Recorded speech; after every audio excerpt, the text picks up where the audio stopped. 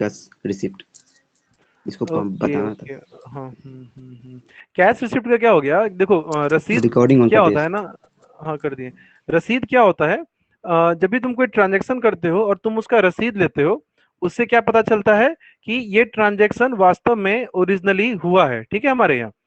तो अगर कल की डेट मान लो कि तुम कोई सामान लिए और रसीद ही नहीं लिए, तो कोई भी सेलर या कोई भी आदमी बिलीव, मतलब वो तो कल को ये बोल सकता है ना कि आप तो मेरे यहाँ से सामान नहीं लिए हैं, हम नहीं जानते हैं सामान को। अब तो फिर तुम तो ठगा जाओगे फिर। तो इसीलिए जब भी कुछ हो तो उसका ट्रांजैक्शन, उसका रसीद हमेशा मांगा करो, ठीक है। मतलब ये कह रहा है कंज्यूमर को क्या चाहिए कि जब भी कोई ट्रांजैक्शन वगैरह हो रहा है, उसका वाउचर, उसका रिसिप्ट उसको हर हाल में मांगना चाहिए। अगर तुम्हारे पास वाउचर रहेगा, रसीद रहेगा, उससे ये प्रूफ होगा कि ट्रांजैक्शन वास्तव में हुआ है, ठीक है। Transaction has actually taken place, ठीक है। चलिए 7वां पॉइंट लिख लेते हैं।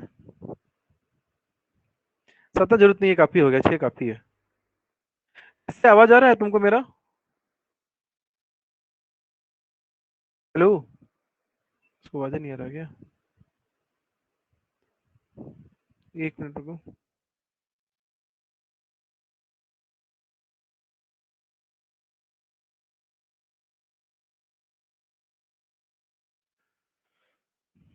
एक बार तुम लोग एग्जिट मत करना, मैं क्लास फिर से रिस्टार्ट कर रहा हूँ।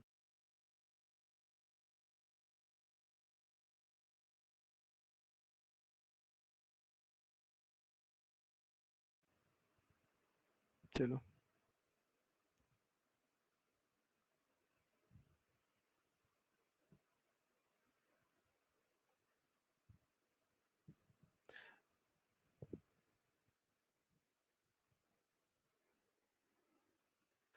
चलिए, अब हम लोग आज नया टॉपिक आज का स्टार्ट करते हैं।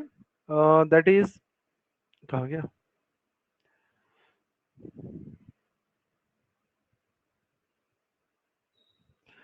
रिलीफ्स अवेलेबल टू कंज्यूमर्स, ठीक है।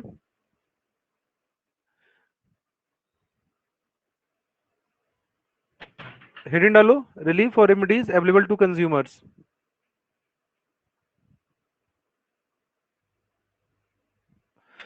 कि अगर तुम किसी चीज के नुकसान तुमको हो जाता है किसी गुड्स से या किसी सर्विसेज से, तो आपके पास क्या क्या अधिकार है, राइट्स है। तो ये तो सिंपल है, तो सिर्फ कॉपी पेस्ट मार देना है।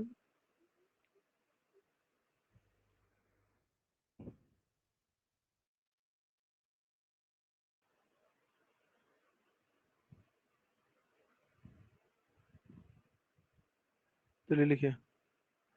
पहला है removal of defects from the goods. मान के चलो कि तुमने मोबाइल फोन लिया, उसका कैमरा खराब है, तो तुम क्या करोगे, तुम बोलोगे कि आप मेरे कैमरे को ठीक कीजिए। जो गुड्स में जो कमी है, जो डिफेक्ट है, ठीक है, उसको क्या करो, चेंज करो। दूसरा, या तो आप उस गुड्स को क्या करोगे, उसका रिप्लेसमेंट करवा दोगे। तीसरा, जो पैसा आपने पे किया, जिसका सामान खरीदा, उसका रिफंड करवाओ। आपको वो खराब गुड्स यूज करने से, आपको वो खराब गुड्स यूज करने से जो नुकसान हुआ है उसकी भरपाई करो, ठीक है। इसको लिख लो। चौथा, भविष्य में कभी ये मतलब इस तरीके की कमी, इस तरीके की सर्विस दोबारा से नहीं हो, इसके लिए क्या करो कि आप अपनी जो डिफिशियंसी है, जो कमी है, उसको क्या करो, सुधार करो, ताकि फ्यूचर में दोबारा यह गलती, मिस्टेक नहीं हो। जैसे मान के चलिए, आपने कोई किसी कंपनी से कोई सामान खरीदा, उसका क्या कहता हूँ, बैटरी अगर खराब निकला, ठीक है, तो आप क्या कर सकते हो कि आइंदा से जो भी, आइंदा से जो भी ये सामान आइंदा से कोई भी फोन अगर वो बेचे, तो उसमें उसको बैटरी को वो क्या करे, पहले से हमेशा चेंज करके देखे, वेरीफाई करके करे, ठीक है। तो ये कि जो सर्विसेज है, जो सेवाएं हैं जिसमें किसी तरीके से कमी, मिस्टेक हो गया है, उस सर्विस को, उसको इम्प्रूव करो, ताकि दोबारा फ्यूचर में वो गलतियां ना दोहराए जाएं। ये तुम्हारा आखिरी पॉइंट।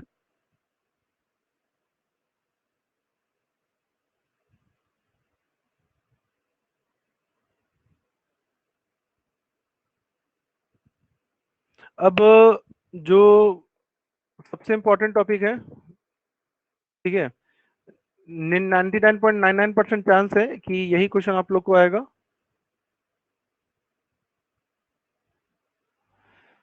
ये है रिड्रेसल एजेंसीज। कौन कौन सी एजेंसीज हैं जो गवर्नमेंट ने बनाया है कंप्लेन्स को सुधारने के लिए, ठीक है।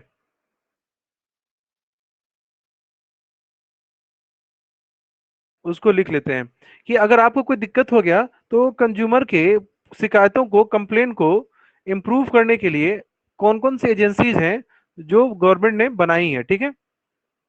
चलिए लिखिए इसमें,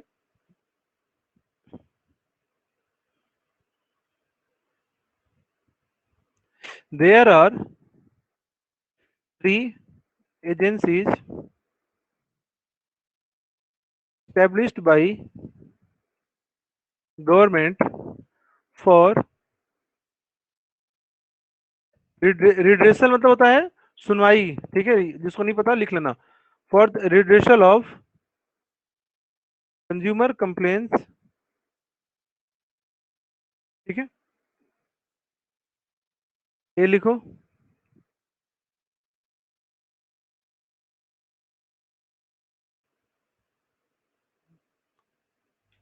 ठीक है,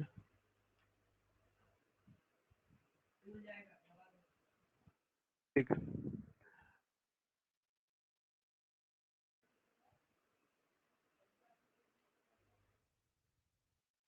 पहला है डिस्ट्रिक्ट फोरम। तो डिस्ट्रिक्ट फोरम में क्या होता है, एक प्रेसिडेंट होते हैं और 2 और मेंबर होते हैं। तो टोटल कितने मेंबर डिस्ट्रिक्ट फोरम में होते हैं? 3, जिसमें एक प्रेसिडेंट होता है और बाकी 2 सिर्फ नॉर्मल मेंबर्स होते हैं उसमें, ठीक है। ये जो प्रेसिडेंट होता है ये कौन होता है? ये डिस्ट्रिक्ट कोर्ट का जो रिटायर्ड जज होता है, इन्हीं को प्रेसिडेंट के रूप में नियुक्त किया जाता है, ठीक है। और आप डिस्ट्रिक्ट फोरम में तब जा सकते हैं जब आपको किसी गुड से यूज करने से नुकसान हो गया है, ठीक है। और उस नुकसान की या वो जो कंप्लेन है वो कितने रुपए तक से ज्यादा ना हो, 20 लाख या उससे कम, ठीक है। जैसे मान के चलो कि तुमने मोटरसाइकिल खरीदा, तुमको उसमें कोई गड़बड़ी या खराब सामान दे दिया गया, तो मोटरसाइकिल की कीमत 20 लाख से कम के अंदर आती है। तो इसके लिए हम किस कोर्ट, कहाँ पे जाएंगे फोरम में? अपने समस्या को लेके डिस्ट्रिक्ट फोरम में जाएंगे, ठीक है। दूसरा होता है स्टेट फोरम। स्टेट फोरम में 20 लाख से स्टेट कमीशन, सॉरी,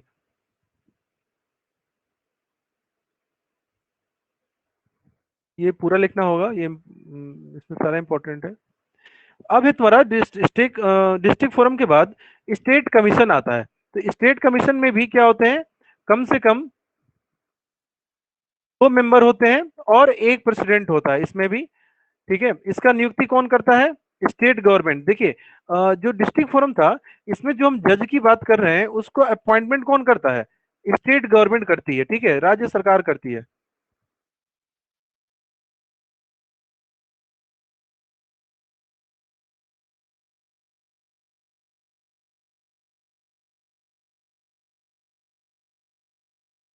जो प्रेसिडेंट होता है वह हाई कोर्ट का रिटायर्ड जज होता है। हाई कोर्ट का क्या होता है? वो रिटायर्ड जज होता है।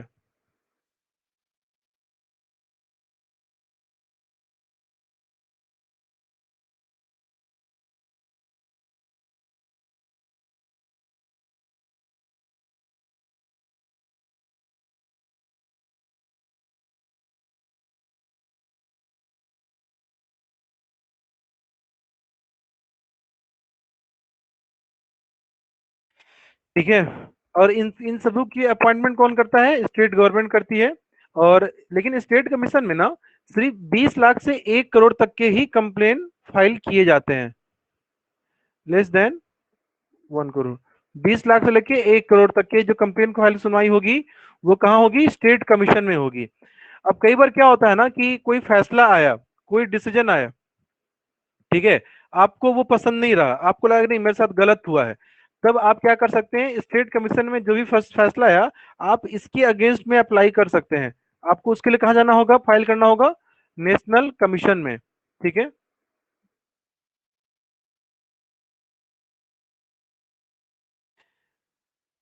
With in 30 days national commission में इसकी सुनवाई की जाएगी। और कितने दिन के अंदर? लेकिन कंप्लेन कब तक फाइल कर देना आपको? 30 दिन। जिस दिन से जजमेंट आया आपका, ठीक है, स्टेट कमीशन में, उस जजमेंट के, जैसे मान लो कि मैं आज स्टेट कमीशन में जाता हूं, आज 15 तारीख है, मेरा फैसला आ गया कि आपको कोई लॉस का भरपाई नहीं होगा, ठीक है। तो मैं क्या कहा जाता हूँ, नेशनल कमीशन में अप्लाई करता हूँ। नेशनल कमीशन क्या बोलेगा कि आप 15 तारीख से, मतलब मेरे पास कितने दिन के अंदर कंप्लेन कर देना है, 15 तारीख के बाद 16, 17, 18, 19, 20, 21, 22, 23, 24, 25, 26, 27, 28, 29, 30, 31, 32, 1, 2, 3, 4, 5, 6, 7, 8, 9, 10, 11, 12 जुलाई अगस्त, ठीक है, 12 अगस्त तक मुझे कंप्लेन फाइल कर देना रहेगा, ठीक है। तो ये होता है नेशनल कमीशन में। जब आपको अगेंस्ट में कोई फैसला आया, आपको पसंद नहीं आया, तो हम कहाँ केस फाइल कर सकते हैं, स्टेट कमीशन में। लेकिन कंडीशन क्या होना चाहिए, याद रख लेना है कंडीशन, 30 दिन के अंदर फाइल करना है। 30 दिन कब से, जिस दिन स्टेट कमीशन में आपका फैसला आया उस दिन से 30 दिन के टाइम पीरियड के अंदर। अगर आप 31वें दिन जाते हैं, आपके कंप्लेन को कोर्ट हियर नहीं करेगा, सुनवाई नहीं होगी। और आखिरी है नेशनल कमीशन।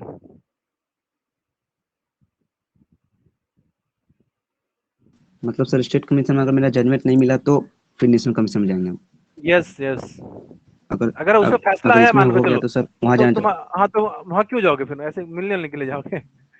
अगर जैसे कई बार होता है कि ठीक है फैसला आता है और हमको लगता है कि नहीं, ये फैसला मेरे अगेंस्ट में आ गया है, तो लोग नहीं होता है कि हाई कोर्ट में याचिका दायर किया उसके फैसले के खिलाफ। तो वही है कि अगर कोई आपका यस जजमेंट सर। आया और तुम्हारे फेवर में नहीं है, तुमको लगा कि नहीं हमको, मेरे साथ सही से इंसाफ नहीं हुआ, या जो हमको नुकसान की भरपाई की गई है ये बहुत कम है, मुझे इससे ज्यादा पैसा मिलना चाहिए, तो तुम कहाँ जाओगे, नेशनल कमीशन में। अब नेशनल कमीशन में क्या होता है ना, इसमें भी प्रेसिडेंट एक ही होते हैं, मेंबर की संख्या बस बढ़ के 4 हो जाती है, जिसमें एक फीमेल मेंबर भी होगी, कंपलसरी ये होना, ठीक है, याद रख लेना ये क्राइटेरिया, मैं इसको अंडरलाइन कर दे रहा हूँ।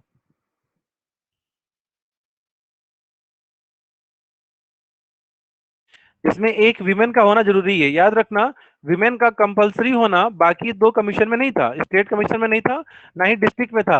ये कंपलसरी किस में है, सिर्फ और सिर्फ तुम्हारे इसमें नेशनल कमीशन में। नेशनल कमीशन में यस।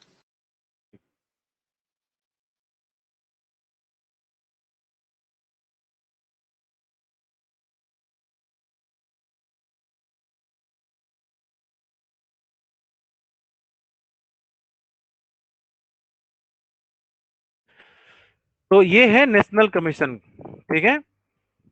और नेशनल कमीशन में 1 करोड़ से ज्यादा का ही सुनवाई होगा, उससे कम का नहीं सुनवाई होगा।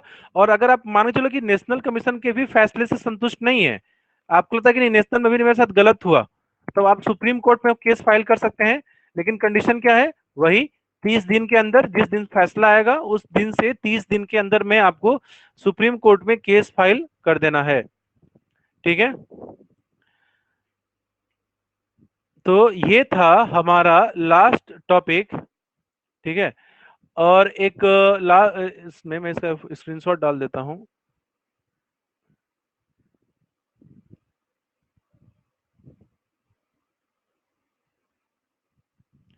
अच्छा, आज 15 तारीख हो गया हुआ है, तो जिन जिन बच्चों का फीस 15 तक आने वाला था वो आज जमा कर दीजिए।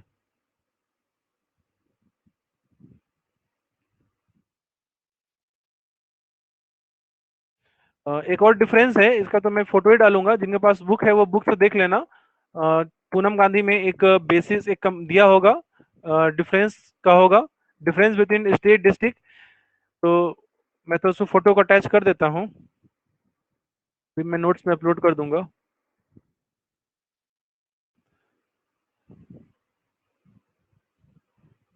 बाकी सारे बच्चे जैसे जिन्होंने ऑनलाइन पेमेंट किया था, सेम आप अपना ऑनलाइन पेमेंट कर देना, एक बार कंफर्म कर लेना मेरे से। जिनके पास डिटेल नहीं है वो डिटेल ले लेना।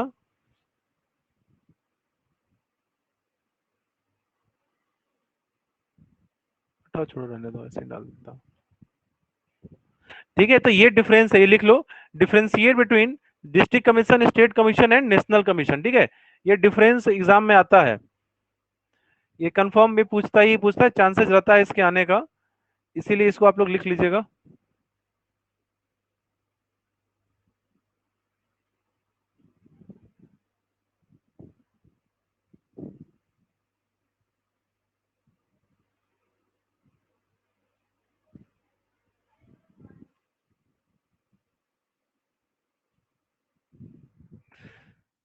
ये डिफरेंस आप लोग लिख लेना, डिस्कस तो हो गया हुआ है सारा ये। तो डिस्ट्रिक्ट में क्या होता है, 2 मेंबर होते हैं जिसमें, अच्छा सॉरी, फीमेल मेंबर्स सब में थे, मैंने नहीं लिखवाया है, लिख लो पॉइंट। हर कमीशन में ना एक फीमेल मेंबर होगी ही होंगी, क्योंकि वो औरतों के केसेस की सुनवाई जब मेल पुरुष नहीं कर सकता है सही से, इसलिए जितने भी कमीशन है ना, हर किसी में एक फीमेल मेंबर है। मैंने सिर्फ नेशनल में लिखवाया है, छूट गया है। डिस्ट्रिक्ट में भी एक वीमेन मेंबर होती है, स्टेट में भी एक वीमेन मेंबर होती है। ये डिस्ट्रिक्ट वाले में लिख लो कि दो दो मेंबर्स है, उसमें एक फीमेल होगी ही होगी। उसी तरीके से स्टेट में भी, उसी तरीके से नेशनल में भी। इसको आप लोग लिख लो। चैप्टर का लास्ट टॉपिक था क्या? हाँ, ये लास्ट टॉपिक है। तो ऐसे हमारे बुक में क्लास, सर हाँ बोलो। 4-5 टॉपिक और। फोटो भेजो इसका, अगर इम्पोर्टेंट हुआ तो डिस्कस किया जाएगा। ऐसे इम्पोर्टेंट, इसके अलावा कुछ अगर बचा तो इम्पोर्टेंट नहीं है वो। तब भेज देते हैं, आप देख लीजिए। भेज दो, मैं देख लूंगा एक बार।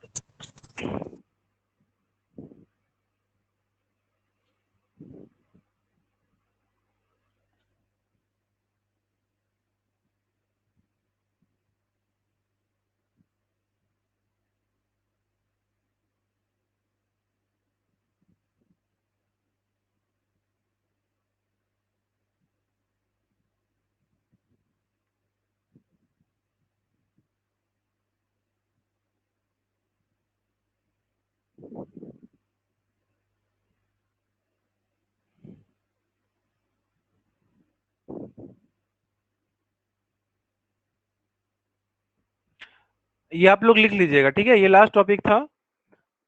अगर किसी को कुछ पूछना है तो डाउट पूछ लो, नहीं तो क्लास आज यहीं पे खत्म होगा। और जिनका क्लास छूट गया हुआ है, यूट्यूब में वीडियो रिकॉर्डेड हो गया होगा, वहां से आप लोग वीडियो देख लेना।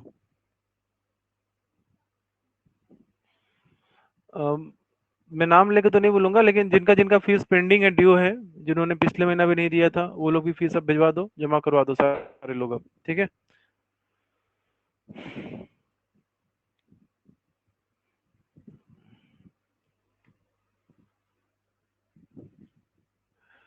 लिख लिए, क्लास खत्म करें अब। स्क्रीनशॉट ले लो इसका, लिख लेना बाद में क्लास के बाद, ठीक है। सर 1 मिनट, तो फोटो चलो भेज स्टूडेंट, रहे हैं। हाँ तो व्हाट्सएप पे हमको भेज दो।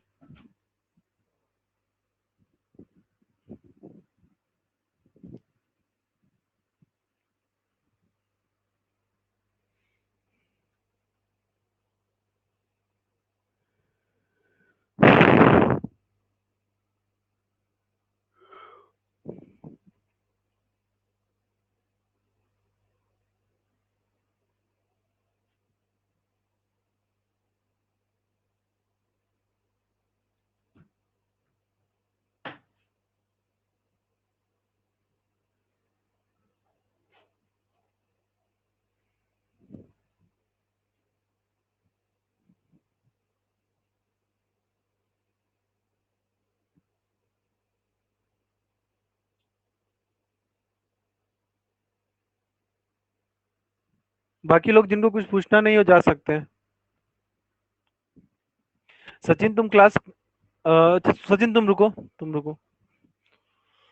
मैं तुम्हारे तुम्हारे बुक में टिक मरवा देता हूँ, ठीक है, तुम उसको फेयर कर लेना, रुको।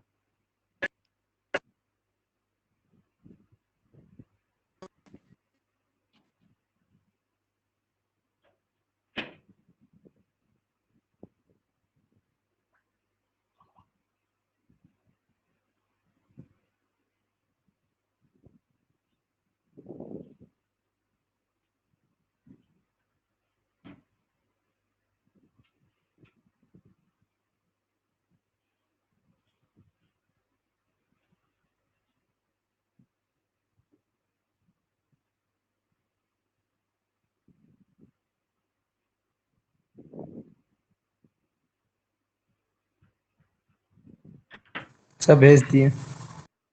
देख रहा हूँ।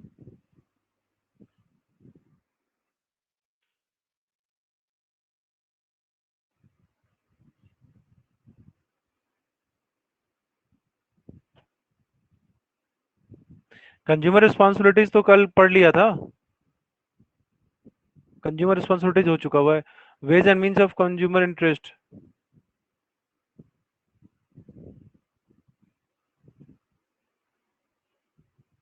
इसमें देखो जो रिड्रेसल फोरम्स है ना तुमको दिया हुआ, जो तुमने दूसरा फोटो है उसमें फोर्थ पॉइंट देखो, redressal forums and consumer protection council, इसी से क्वेश्चन आता है, बाकी टॉपिक इंपॉर्टेंट नहीं है।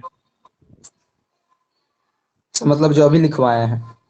यस यस, ये मेन इंपॉर्टेंट है, state commission, national commission, district commission. या सर वो तो इसमें लास्ट में दिया हुआ है, उससे पहले 2-3 टॉपिक था। Consumer deceptive packaging, explanation. हाँ ये है कि ये जैसे तुमको दिया हुआ है कि कंज्यूमर को क्या क्या गलत सामान भेजा जाता है, तो ये हम लिखे थे ना, unfair trade practices, deceptive packaging, मिलावट, एडल्ट्रेशन, कि कंज्यूमर का एक्सप्लॉयटेशन, शोषण किस तरीके से होता है।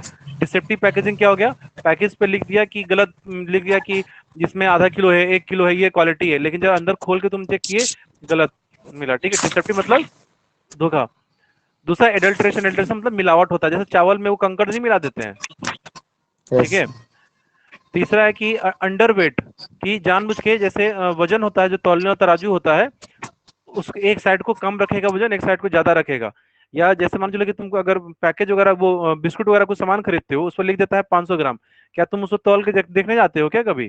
कंज्यूमर तो तराजू लेकर नहीं आता है, वो तो मान लेता है। नो और सर। कंज्यूमर क्या करते हैं, वो 500 ग्राम है और लिख देगा सिर्फ, वजन देगा तुमको सिर्फ 450 ग्राम या 400 ग्राम। इस तरीके से भी लोग बेवकूफ बनाते हैं। प्रोडक्ट के क्वालिटीज, जानबूझ के क्वालिटी को खराब कर दिया जाता है, सामान वही है लेकिन उसमें गलत सामान या गलत क्वालिटी ऑफ प्रोडक्ट्स गुड्स को मिला दिया गया। जैसे तुम कोई सामान खरीदे, तुमको उसके बाद आफ्टर सर्विस देना था, अच्छे से सेवाएं देना था, कि तुमको कंप्लेन हुआ, जैसे तुमको एग्जांपल देते हैं माइक्रोमैक्स का। माइक्रोमैक्स कंपनी जब इंडिया में थी, तब उसकी क्वालिटी सर्विसेज बहुत घटिया थे, एक बार फोन खराब हुआ तो 2-3 महीने बाद ही फोन मिलता। तो ये एक्सप्लॉयटेशन था एक तरीके से, ठीक है। Yes sir.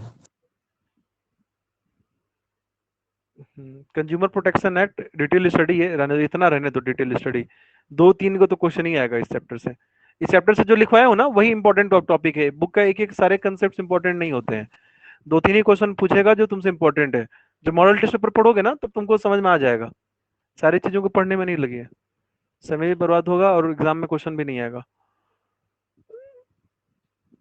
बाकी जो पढ़ाए उसमें कोई डाउट है? अच्छा तुम्हारे पास वो है क्या क्वेश्चन, मॉडल टेस्ट पेपर वगैरह? सर आज लेने जाने वाले हैं। हाँ ले लो, और जो चैप्टर पढ़ाई हो उससे साथ में देखते रहो, तुमको भी पता चलते रहेगा कि क्या क्या इंपॉर्टेंट है, क्या क्या इंपॉर्टेंट नहीं है। सचिन तुम बुक लेके बैठे हो ना? Yes sir. ठीक है, कौन से पेज नंबर पर है तुम्हारा ये, पेज नंबर बताना, कंज्यूमर प्रोटेक्शन एक्ट वाला, लास्ट का सेकंड चैप्टर है शायद।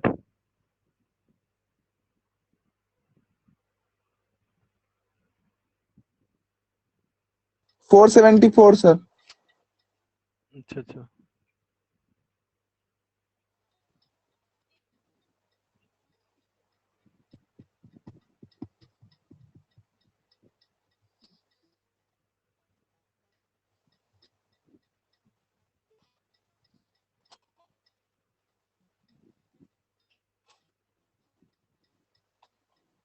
मिल गया।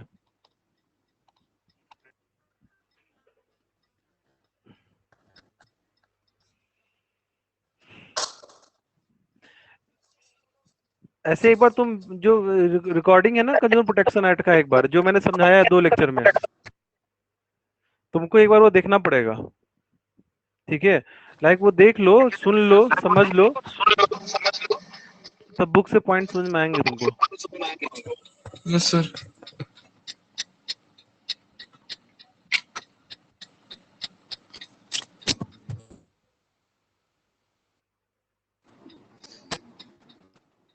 ठीक है, यहाँ तक लिख लेना। कंज्यूमर प्रोटेक्शन एक्ट क्या होता है, उपभोक्ता संरक्षण, ठीक है। उपभोक्ता संरक्षण में का क्षेत्र बहुत विस्तृत है, इसमें ये 3-4 तरीके के पॉइंट होते हैं, कि उपभोक्ता की शारीरिक सुरक्षा, उनके आर्थिक हितों की सुरक्षा, कि उनका पैसे का नुकसान ना हो जाए, और जनहित का सुरक्षा, कि लोग जानबूझ कर मिलके एकाधिकारात्मक मतलब मोनोपोली क्रिएट नहीं करें, जानबूझ के मार्केट में लोग मुल्ला कि चलो कोई भी आदमी खरीदने आएगा सामान, इसको हम 50-10 रुपए से कम में किसी को चाहे कुछ भी जाए नहीं बेचेंगे। तो इस तरह की चीजों को उससे बचाने के लिए है, इसको लिख लेना।